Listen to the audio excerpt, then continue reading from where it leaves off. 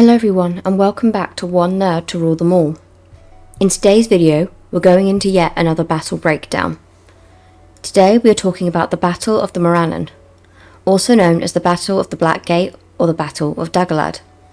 This of course is the final battle in the war against Sauron, and like last time I'll be talking about the battles in two ways. One, how Tolkien himself originally portrayed the battle, and then of course the movie adaptation. Anyway, we have a lot to cover, so without further ado, let's get into the story.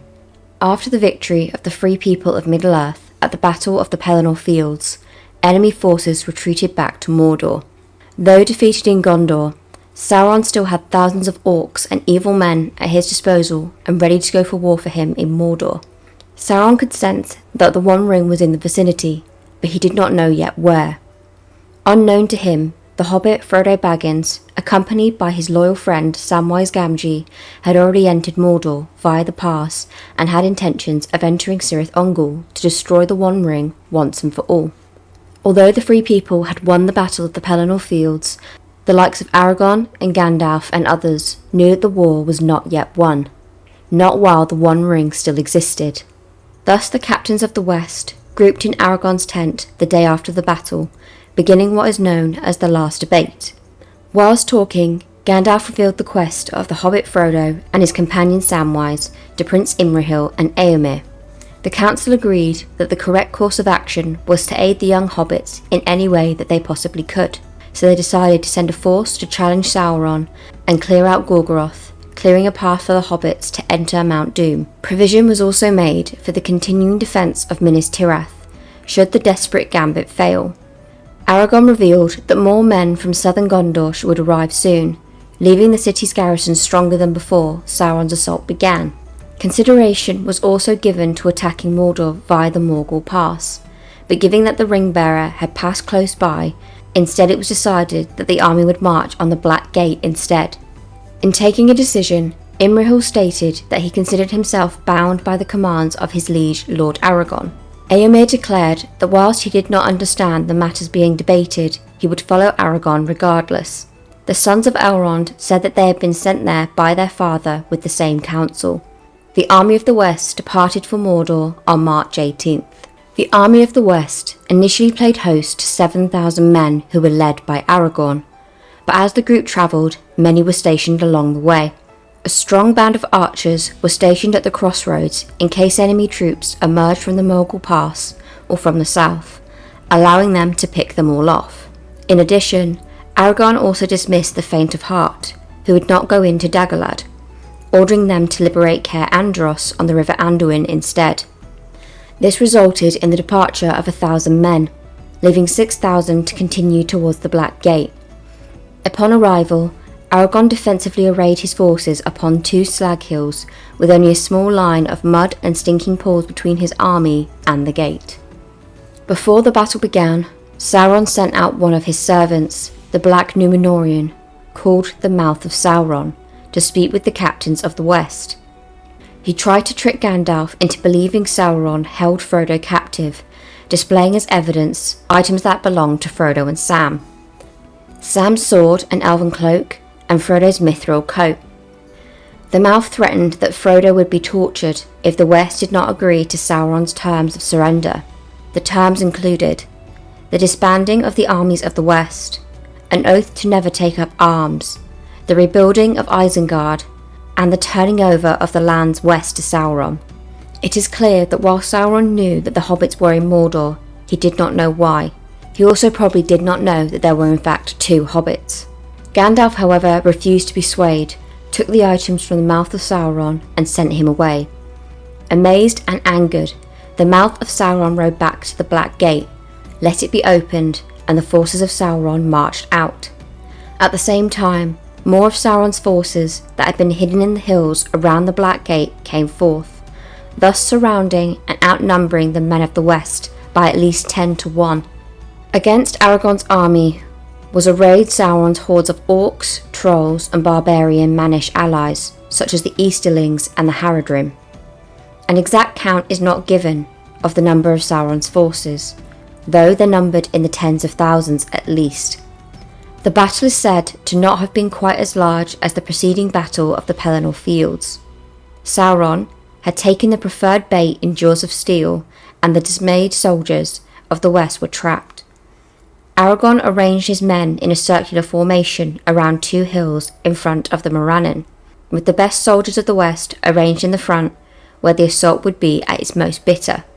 The slag pool near the hills provided a hindrance to many of Sauron's forces, but trolls easily passed through the pools and crashed into the host of the west, bashing through them as smiths hewing hot iron.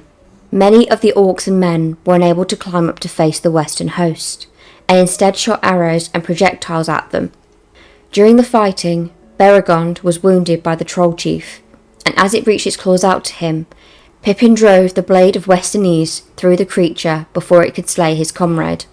During the course of the battle, the 8 remaining Nazgûl attacked the army of the west. The Eagles of the Misty Mountains, led by Gwaia the Wind Lord, arrived and attacked the Ringwraiths. The main host of Mordor managed to reach that of the Wests, and despair was set among them. The orcs laughed cruelly as they smashed against the western forces, which began to dwindle, and the Ringwraiths overhead filled them with terror. At that moment, when all hope seemed lost, Frodo put on the One Ring, and Sauron realised that Frodo was inside Mount Doom.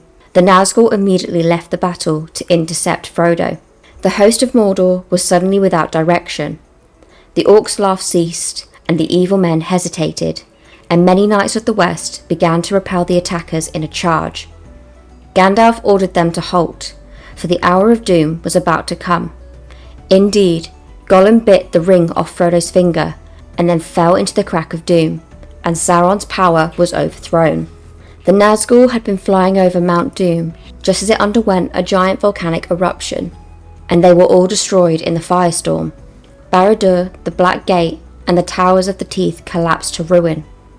The orcs and the other creatures of Sauron were completely directionless, with the Dark Lord's demise, and fled mindlessly, some falling into pits, others outright killing themselves, and many fleeing.